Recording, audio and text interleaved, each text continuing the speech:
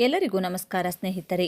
ನಿಮ್ಮ ಜಮೀನಿನ ಪಹಣಿಯು ತಂದೆ, ತಾತ ಅಥವಾ ಮುತ್ತಾತನ ಹೆಸರಿನಲ್ಲಿದ್ದು ಪ್ರಸ್ತುತ ಹೆಸರಲ್ಲಿ ಜಮೀನು ಪಹಣಿಯನ್ನು ವರ್ಗಾವಣೆ ಮಾಡಿಕೊಳ್ಳುವಲ್ಲಿ ನಿಮಗೆ ಸಾಕಷ್ಟು ತೊಂದರೆಗಳಿದ್ರೆ ರಾಜ್ಯ ಸರ್ಕಾರ ಇಂತಹ ರೈತರಿಗಾಗಿ ಸಿಹಿ ಸುದ್ದಿ ನೀಡಿದೆ.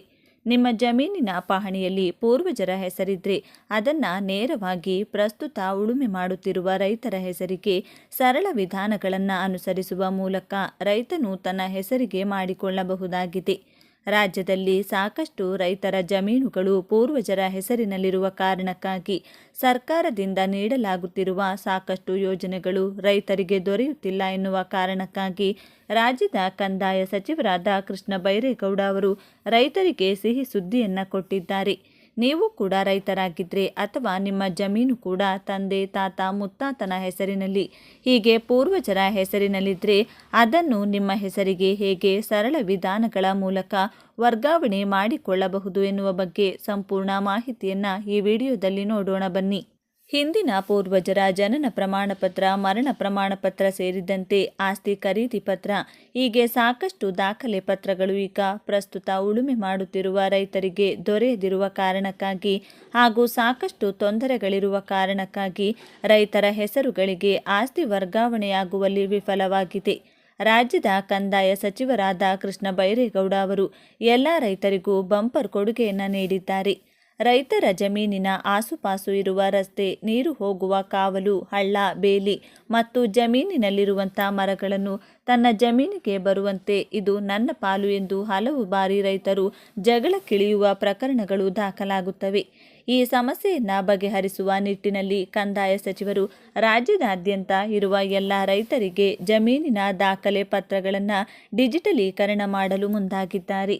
ಜಮೀನು ದಾನದ ರೀತಿ, ಕ್ರಯದ ರೀತಿ, ವಿಭಾಗ ರೂಪದಲ್ಲಿ, ಪಿತ್ರಾರ್ಜಿತ ಅಥವಾ ಪೌತಿ ಖಾತೆಯ ರೂಪದಲ್ಲಿ ಒಂದು ರೈತನಿಂದ ಮತ್ತೊಂದು ರೈತನಿಗೆ ಆಸ್ತಿಯ ಬದಲಾವಣೆ ಉಂಟಾಗುತ್ತದೆ. ಹಿಂದೆಲ್ಲ ಎಲ್ಲ ಈ ಮಾಹಿತಿಗಳನ್ನು ಕಾಗದ ರೂಪದಲ್ಲಿರಿಸಿಕೊಳ್ಳುತ್ತಿದ್ದರು. ಆದರೆ ಅದರ ರೀತಿಯಲ್ಲಿ ಸರಿಯಾಗಿ ಯಾರಿಗೆ ಎಷ್ಟು ಭಾಗದ ಜಮೀನು ಸೇರ್ಪಡೆಯಾಗುತ್ತೆ ಎಂಬುದನ್ನು ನಮೂದಿಸುತ್ತಿರಲಿಲ್ಲ. ಹೀಗಾಗಿ ಈ ಎಲ್ಲ ಸಮಸ್ಯೆಗಳನ್ನು ಬಗೆಹರಿಸುವ ನಿಟ್ಟಿನಲ್ಲಿ ರಾಜ್ಯ ಸರ್ಕಾರ ಪಹಣಿಯನ್ನು ಡಿಜಿಟಲೀಕರಣ ಮಾಡಲು ಮುಂದಾಗಿದ್ದಾರೆ. ಈ ದಾಖಲಾತಿಗಳನ್ನು ನೀಡಿ ಸುಲಭವಾಗಿ ಪಹಣಿ ವರ್ಗಾವಣೆ ಮಾಡಿಕೊಳ್ಳಿ. ಜಮೀನಿನ ಮಾಲೀಕರು ತಮ್ಮ ಜಮೀನು ಕುರಿತಾದ ಎಲ್ಲ ಮಾಹಿತಿಯನ್ನು ಮೊಬೈಲ್ನಲ್ಲಿ ತಿಳಿಯಬಹುದಾದಂತಹ ಸೇವೆಯನ್ನು ರಾಜ್ಯ ಸರ್ಕಾರ ರೈತರಿಗೆ ಒದಗಿಸಿಕೊಡುತ್ತಿದೆ. ಹೀಗಾಗಿ ರಾಜ್ಯದ ರೈತರ ಜಮೀನಿನ ಮಾಹಿತಿಯನ್ನು ಹಾಗೂ ಅಳತೆಯನ್ನು ಸ್ಕ್ಯಾನ್ ಮಾಡಿ ಡಿಜಿಟಲ್ ರೂಪದಲ್ಲಿ ಸಂಗ್ರಹಿಸಿಡಲು ಯೋಜನೆ ರೂಪಿಸುತ್ತಿದ್ದಾರೆ. ಹಾಗೂ ಈ ಪ್ರಕ್ರಿಯೆಯನ್ನು 2024ರೊಳಗೆ ಪೂರ್ಣಗೊಳಿಸುವ ಉದ್ದೇಶವನ್ನು ಕಂದಾಯ ಇಲಾಖೆ ಹೊಂದಿದೆ. ಇನ್ಮುಂದೆ ರಾಜ್ಯದ ಎಲ್ಲ ರೈತನ ಜಮೀನಿನ ಮಾಹಿತಿ ಡಿಜಿಟಲ್ ರೂಪದಲ್ಲಿ ಲಭ್ಯವಿರಲಿದೆ. ರಾಜ್ಯದ ಹಲವು ಕಡೆಗಳಲ್ಲಿ ಈ ಕಾರ್ಯ ಜಾರಿಗೆ ಬಂದಿದ್ದು ಡಿಜಿಟಲ್ ರೂಪದಲ್ಲಿ ರೈತರ ಜಮೀನನ್ನು ಸ್ಕ್ಯಾನ್ ಮಾಡಿ ಅದರ ದಾಖಲೆ ಸಂಗ್ರಹಣೆ ಮಾಡುವುದಾಗಿ ತಿಳಿಸಿದ್ದಾರೆ. ಇದರಿಂದ ರೈತರು ತಮ್ಮ ಮೊಬೈಲ್ಗಳಲ್ಲಿಯೇ ಜಮೀನಿನ ಕುರಿತಾದ ಈ ಎಲ್ಲ ವಿವರಗಳನ್ನು ತಿಳಿಯಬಹುದು. ಹಾಗೂ ಪಹಣಿ ನಿಮ್ಮ ತಂದೆ ಅಥವಾ ತಾತನ ಹೆಸರಿನಲ್ಲಿದ್ದು ಅವರು ಮರಣ ಹೊಂದಿದರೆ ಪ್ರಕರಣ ಪತ್ರವನ್ನು ಒದಗಿಸಿ ಸುಲಭವಾಗಿ ನಿಮ್ಮ ಹೆಸರಿಗೆ ವರ್ಗಾಯಿಸಿಕೊಳ್ಳಬಹುದು. ಗೃಹಲಕ್ಷ್ಮಿ ಹಣ ಪಡೆಯುತ್ತಿರುವ ರಾಜ್ಯದ ಎಲ್ಲ ಮಹಿಳೆಯರಿಗೆ ರಾಜ್ಯ ಸರ್ಕಾರದಿಂದ ಮತ್ತೊಂದು ಹೊಸ ಘೋಷಣೆ. ಮನಸ್ವಿನಿ ಯೋಜನೆ ಮೂಲಕ ಇನ್ಮುಂದೆ ಪ್ರತಿ ತಿಂಗಳು 800 ರೂಪಾಯಿ ಹಣ ರಾಜ್ಯದ ಮಹಿಳೆಯರಿಗೆ ರಾಜ್ಯ ಸರ್ಕಾರದಿಂದ ಮತ್ತೊಂದು ಬಂಪರ್ ಗುಡ್ ನ್ಯೂಸ್ ನೀಡಲಾಗಿದ್ದು ಈ ಯೋಜನೆಯ ಅಡಿಯಲ್ಲಿ ಇನ್ಮುಂದೆ 800 ರೂಪಾಯಿ ಹಣ ದೊರೆಯುತ್ತದೆ. ಈ ಯೋಜನೆಯು ಈಗಾಗಲೇ ಆರಂಭಗೊಂಡಿದ್ದು ಆಸಕ್ತ ಮತ್ತು ಅರ್ಹ ಮಹಿಳೆಯರು ಆನ್ಲೈನ್ನಲ್ಲಿ ಅರ್ಜಿಯನ್ನು ಸಲ್ಲಿಸಬಹುದಾಗಿದೆ.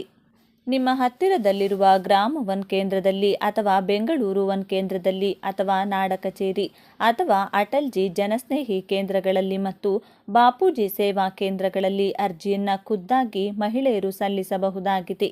ಈ ಯೋಜನೆಗೆ ಅರ್ಜಿ ಸಲ್ಲಿಸುವುದು ಹೇಗೆ, ಅಗತ್ಯವಾದ ದಾಖಲೆಗಳೇನು, ಯಾವಾಗಿನಿಂದ ನಿಮ್ಮ ಖಾತೆಗೆ ಹಣ ಜಮಾ ಆಗುತ್ತೆ ಎನ್ನುವ ಬಗ್ಗೆ ಸಂಪೂರ್ಣ ಮಾಹಿತಿಯನ್ನು ಈ ವಿಡಿಯೋದಲ್ಲಿ ನೋಡೋಣ ಬನ್ನಿ. ಸಾಮಾಜಿಕವಾಗಿ ಹಾಗೂ ಆರ್ಥಿಕವಾಗಿ ಸಂಕಷ್ಟದಲ್ಲಿರುವ ಅವಿವಾಹಿತ ಹಾಗೂ ವಿಚ್ಛೇದಿತ ಮಹಿಳೆಯರಿಗೆ ಆರ್ಥಿಕ ಭದ್ರತೆ ಒದಗಿಸಲು ಕರ್ನಾಟಕ ಸರ್ಕಾರದಿಂದ ಮನಸ್ವಿನಿ ಯೋಜನೆ ವತಿಯಿಂದ 800 ರೂಪಾಯಿ ಪಿಂಚಣಿ ಸೌಲಭ್ಯವನ್ನು ನೀಡಲಾಗಿದೆ. ಮನಸ್ವಿನಿ ಯೋಜನೆಯು ಸರ್ಕಾರ ಜಾರಿಗೆ ತಂದಿರುವ ಒಂದು ಮಹತ್ವದ ಯೋಜನೆಯಾಗಿದೆ. ಈ ಯೋಜನೆಯು ಅವಿವಾಹಿತ ಮತ್ತು ವಿಚ್ಛೇದಿತ ಮಹಿಳೆಯರಿಗೆ ಮಾಸಿಕ ವೇತನ ನೀಡುವ ಯೋಜನೆಯಾಗಿದೆ. ಇದರಿಂದ ಅವಿವಾಹಿತ ಮತ್ತು ವಿಚ್ಛೇದಿತ ಮಹಿಳೆಯರಿಗೆ ಜೀವನ ನಡೆಸಲು ಹಣಕಾಸಿನ ಸಹಾಯ ನೀಡುವಂತಹ ಯೋಜನೆ. ಬಡತನದಲ್ಲಿರುವಂಥ ಮಹಿಳೆಯರಿಗೆ ಇದು ಸ್ವಲ್ಪ ಮಟ್ಟಿಗೆ ಆರ್ಥಿಕ ವ್ಯವಸ್ಥೆಯನ್ನು ಒದಗಿಸಿಕೊಡುತ್ತದೆ ಹಾಗೂ ಅವರು ಉತ್ತಮ ಜೀವನ ನಡೆಸಲು ಸಹಾಯವಾಗುತ್ತದೆ. ಈ ಯೋಜನೆ ಅಡಿಯಲ್ಲಿ ಕರ್ನಾಟಕ ಸರ್ಕಾರವು ರಾಜ್ಯದಲ್ಲಿ ಅವಿವಾಹಿತ ಮತ್ತು ವಿಚ್ಛೇದಿತ ಬಡ ಮಹಿಳೆಯರಿಗೆ ಪಿಂಚಣಿ ನೀಡುತ್ತದೆ. ಬಡತನ ರೇಖೆಗಿಂತ ಕೆಳಗಿರುವ 40ರಿಂದ 64 ವರ್ಷದೊಳಗಿನ ಅವಿವಾಹಿತ ಹಾಗೂ ವಿಚ್ಛೇದನ ಪಡೆದಿರುವ ಮಹಿಳೆಯರಿಗೆ ಆರ್ಥಿಕ ನೆರವು ನೀಡಿ ಮುಖ್ಯವಾಹಿನಿಗೆ ತರುವ ಉದ್ದೇಶದಿಂದ ಮನಸ್ವಿನಿ ಯೋಜನೆಯನ್ನು ಜಾರಿಗೊಳಿಸಲಾಗಿದೆ. ಅರ್ಹತೆಗಳೇನು? ಫಲಾನುಭವಿಯು 40ರಿಂದ 64 ವರ್ಷದ ಒಳಗಿರಬೇಕು. ವಾರ್ಷಿಕ ಆದಾಯವು ಗ್ರಾಮೀಣ ಹಾಗೂ ನಗರ ಪ್ರದೇಶಗಳಲ್ಲಿ 35,000 ರೂಪಾಯಿಗಿಂತ ಕಡಿಮೆ ಇರಬೇಕು.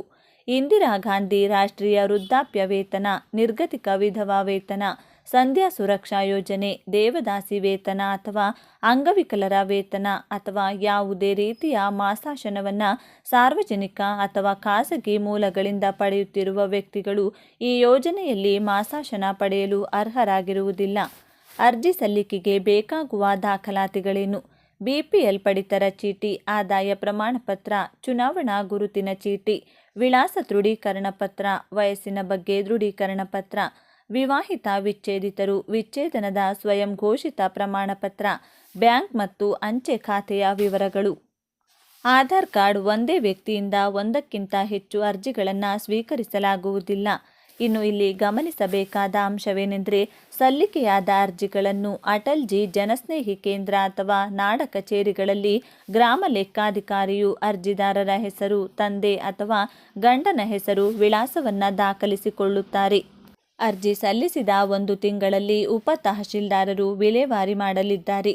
ಅರ್ಜಿಯಲ್ಲಿ ದಾಖಲೆಗಳು ಸರಿಯಾಗಿಲ್ಲದಿದ್ದರೆ ಅರ್ಜಿಯನ್ನು ರದ್ದು ಮಾಡಲಾಗುತ್ತದೆ. ಶಕ್ತಿ ಯೋಜನೆಯಡಿ ವಯೋಮಿತಿಗೊಳಪಡಿಸಿ ಗಂಡು ಮಕ್ಕಳಿಗೂ ರಾಜ್ಯ ಸಾರಿಗೆ ಬಸ್ಗಳಲ್ಲಿ ಉಚಿತ ಸಂಚಾರಕ್ಕೆ ಅವಕಾಶ ನೀಡುವ ಬಗ್ಗೆ ಸರ್ಕಾರದಲ್ಲಿ ಚರ್ಚಿಸಿ ಮುಂದೆ ಕ್ರಮ ವಹಿಸಲಾಗುವುದು ಎಂದು ಉಪಮುಖ್ಯಮಂತ್ರಿ DK ಶಿವಕುಮಾರ್ ಭರವಸೆ ನೀಡಿದ್ದಾರೆ. ದೇಶದ ಪ್ರಥಮ ಪ್ರಧಾನಿ ಜವಾಹರಲಾಲ್ ನೆಹರು ಅವರ 135ನೇ ಜಯಂತಿ ಹಾಗೂ ಮಕ್ಕಳ ದಿನಾಚರಣೆಯ ಅಂಗವಾಗಿ ವಿಧಾನಸೌಧದಲ್ಲಿ ಗುರುವಾರ ಆಯೋಜಿಸಿದ್ದ ಬೆಂಗಳೂರು ನಗರ ವ್ಯಾಪ್ತಿಯ ಸರ್ಕಾರಿ ಶಾಲಾ ಮಕ್ಕಳೊಂದಿಗಿನ ಸಂವಾದದಲ್ಲಿ ವಿದ್ಯಾರ್ಥಿಯೊಬ್ಬನ ಪ್ರಶ್ನೆಗೆ ಉಪಮುಖ್ಯಮಂತ್ರಿಗಳು ಈ ಭರವಸೆ ನೀಡಿದರು.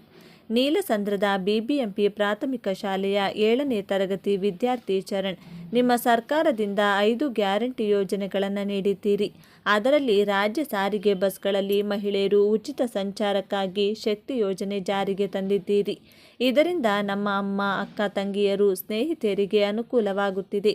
ಗಂಡು ಮಕ್ಕಳಿಗಾಗಿ ಯಾವುದೇ ಯೋಜನೆ ಇಲ್ಲವೇ ಎಂದು ಕೇಳಿದರು.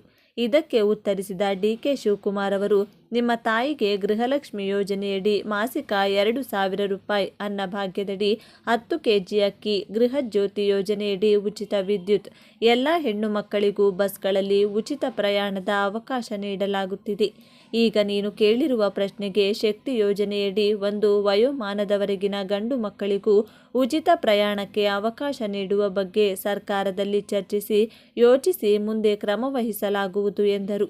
ಸಚಿವ ಮಧು ಬಂಗಾರಪ್ಪ, BBMP ಮುಕ್ತ ಆಯುಕ್ತ ತುಷಾರ್ ಗಿರಿನಾಥ್, ವಿಶೇಷ ಆಯುಕ್ತರಾದ ಪ್ರೀತಿ ಗೆಹ್ಲೋಟ್ ಉಪಸ್ಥಿತರಿದ್ದರು.